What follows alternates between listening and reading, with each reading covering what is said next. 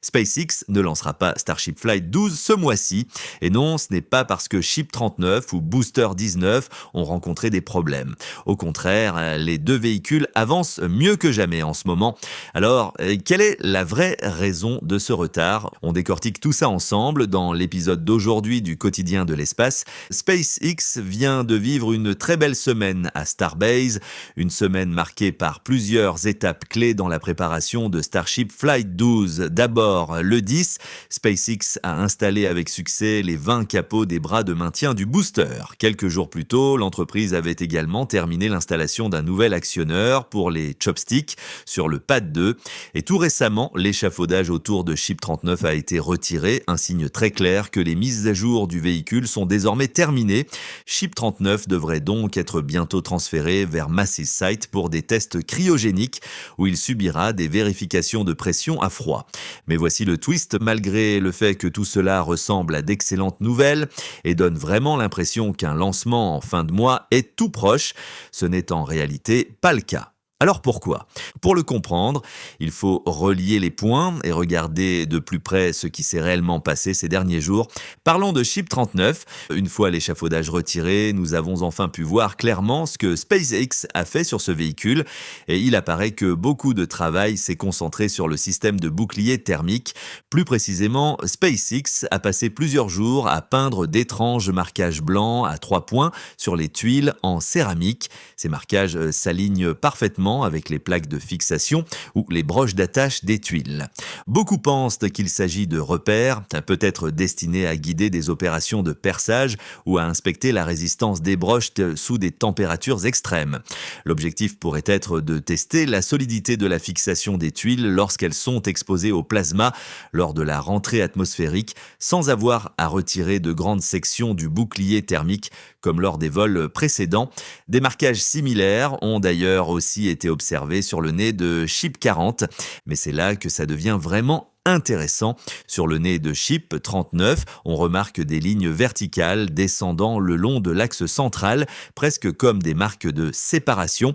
Sur le côté gauche, chaque tuile possède 3 points blancs, tandis que sur le côté droit, chaque tuile n'en a qu'un seul, placé près du bord supérieur de la tuile en céramique. Ce qui est encore plus étrange, c'est que beaucoup de ces zones marquées ne semblent pas avoir été percées du tout, et puisque l'échafaudage a déjà été retiré, il est peu probable que d'autres opérations de perçage ait lieu. Alors selon vous, à quoi servent réellement ces marquages blancs sur le bouclier thermique? Dites-le nous dans les commentaires. Et voici le point clé à retenir. Ce processus de marquage à lui seul a pris 9 jours complets à l'intérieur de Mega Bay 2 depuis l'installation de l'échafaudage autour de Ship 39 le 2. Ce calendrier dépasse largement ce qui était initialement prévu et c'est l'une des principales raisons pour lesquelles un lancement de Flight 12 ce mois-ci semble de plus en plus improbable. En clair, Ship 39 ne va pas se rendre à Massey's Site tout de suite. Pour l'instant, SpaceX donne la priorité aux opérations sur les réservoirs de test. Le 9 janvier, un support de test cryogénique pour Ship a été déplacé dans Mega Bay 2 et le réservoir de test S39.1 a été installé dessus. Le plan était ensuite de transporter ce réservoir vers Massey's Site pour des tests cryogéniques avec des fermetures de route prévues entre minuit et 4 heures du matin le 12. Ainsi, au moment où vous regardez cette vidéo, ce réservoir de test a très probablement déjà été déplacé vers Massey's Site. L'objectif est de réaliser des tests cryogéniques en remplissant le réservoir avec des ergols super refroidis comme le méthane liquide et l'oxygène liquide afin de vérifier la résistance structurelle, les fuites et l'intégrité globale sous des conditions de froid et de pression extrêmes. Ce processus prend généralement au moins 2 à 3 jours et ce n'est qu'en cas de succès de ces tests que Ship 39 sera autorisé à se rendre à son tour à Massey's Site. Après ce qui s'est passé avec Booster 18, SpaceX est clairement devenu beaucoup plus prudent.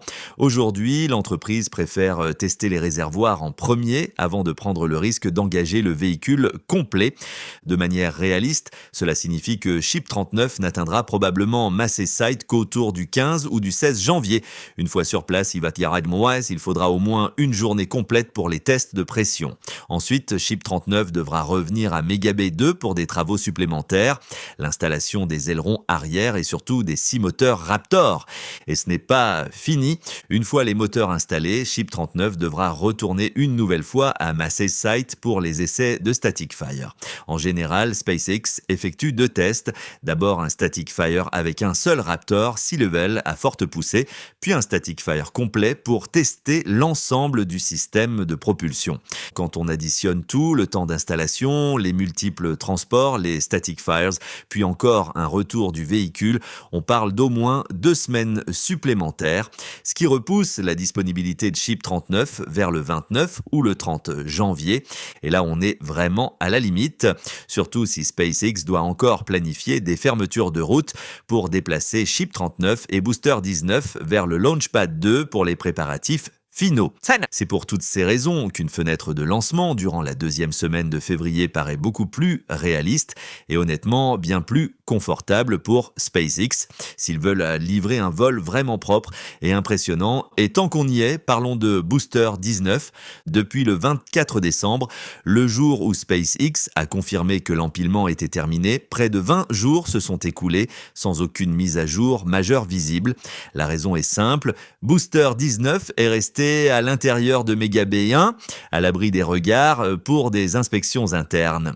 Grâce aux images partagées par le sénateur John Cornyn, prises hier seulement lors de sa visite à Starbase, on peut enfin jeter un œil de plus près à la base de Booster 19 à l'intérieur de la Mega Bay.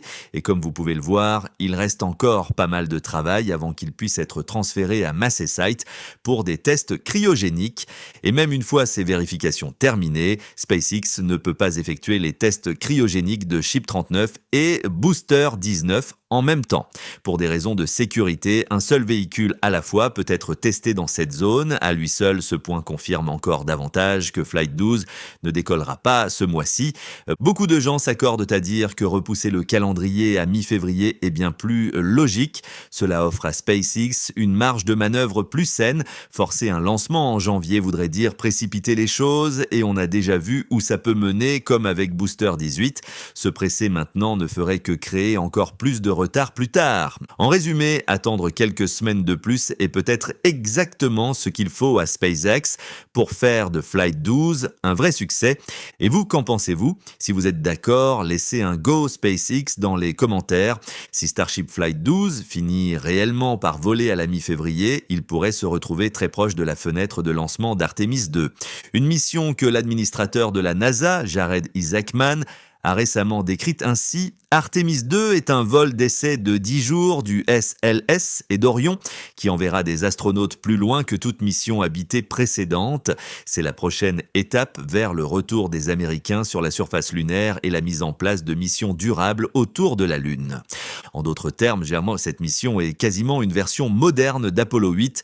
En 1968, les astronautes Frank Borman, James Lovell et William Anders sont devenus les premiers humains à quitter l'orbite terrestre pour se rendre vers la Lune. Ils ont effectué 10 orbites lunaires en un peu plus de 20 heures, capturé des images historiques de la surface lunaire et diffusé en direct vers la Terre, le tout sans atterrissage. La grande différence, cette fois-ci, c'est la durée de la mission. Artemis 2 durera plus longtemps, principalement grâce au système de support vie d'Orion, connu sous le nom de CLSS, bien plus avancé que tout ce qui existait à l'époque d'Apollo. Orion peut soutenir son équipage de manière autonome pendant jusqu'à 21 jours, la limite étant essentiellement liée aux consommables embarqués. En cas d'urgence, comme une perte de pression dans la cabine, les astronautes peuvent compter sur leur combinaison spatiale, qui restent connectés au vaisseau via des ombilicaux, leur permettant de survivre pendant plusieurs jours. Ces systèmes ont été largement testés au sol et certains composants disposent même d'un héritage de vol issu de l'ISS. Mais Artemis 2 sera le test en conditions réelles le plus critique à ce jour, destiné à valider la fiabilité d'Orion avant des missions plus longues et plus complexes, y compris un alunissage habité. Cela dit, les risques restent importants. Il s'agit s'agira du tout premier vol habité d'Orion et la moindre défaillance majeure pourrait avoir des conséquences catastrophiques, rappelant des tragédies passées comme Challenger ou Columbia. Par ailleurs, l'une des plus grandes préoccupations actuelles concerne le bouclier thermique d'Orion. Lors de Artemis 1, celui-ci a subi une perte de matière inattendue accompagnée de fissures.